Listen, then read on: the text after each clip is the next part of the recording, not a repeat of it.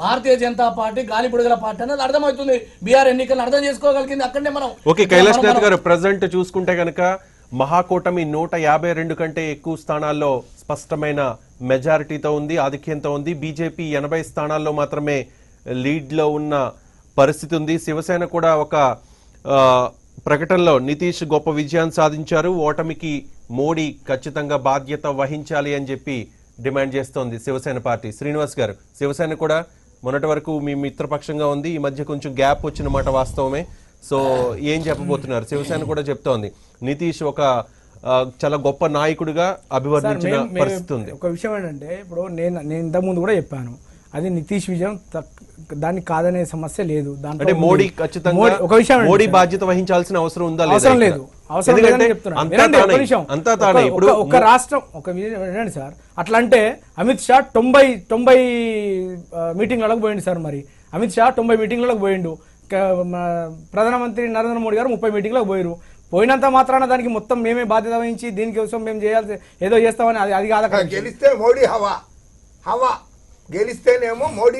శ్రీనివాస్ గారు, ఇప్పటి వరకు చాలా అందరూ కామెంట్ చేసేది ఒకటే, వన్ మ్యాన్ షో మోడీ అని చెప్పేసి చెప్తూ ఉంటారు. మోడీ జపమే జపిస్తున్నారు తప్ప బీజేపీ కంటే ఈ రోజున మోడీకే ఎక్కువ. ఒక విషయం అండి, ఇప్పుడు నేను ఒక మాట చెప్తాను.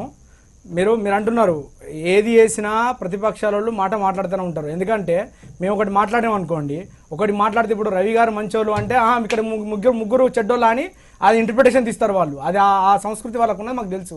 ఇప్పుడు ఒక చిన్న విషయం, ఇప్పుడు మీరు మంచి చేస్తే మంచి చేసాను అంటారండి, తప్పు చేస్తే తప్పు చేసినా అని ఒప్పుకునే పార్టీ కేవలం భారతీయ జనతా పార్టీ, అంతే తప్ప వేరే లేదు.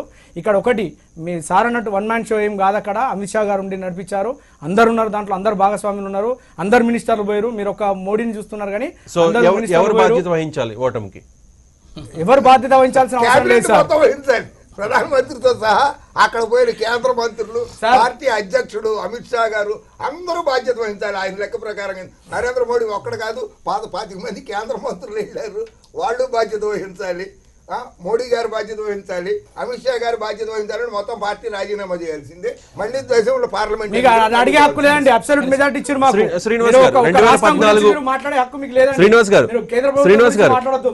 గారు, మెజారిటీ ఇచ్చినప్పుడు అది ప్రజల తీర్పు, అది ప్రజల తీర్పే. అది మర్చిపోతున్నారు. మీరు ఇచ్చిన తీర్పు కాదు, అది ప్రజల తీర్పు. అది అంటే ప్రజల తీర్పుని ఏ పార్టీ అయినా కూడా శిరస వహించాల్సిన అవసరం.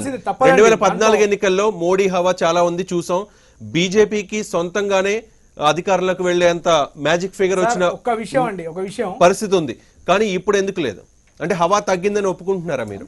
సార్ ఒక విషయాన్ని అదే చెప్తున్నాను సార్. ఇప్పుడు బీహార్లో ఉన్నటువంటి జనాలు ఏవైతే ఉందో, నేను ఇందే చెప్పాను, లోకల్ లీడర్షిప్ అనేది కొంత ఇన్ఫ్లుయెన్స్ ఉంటుంది.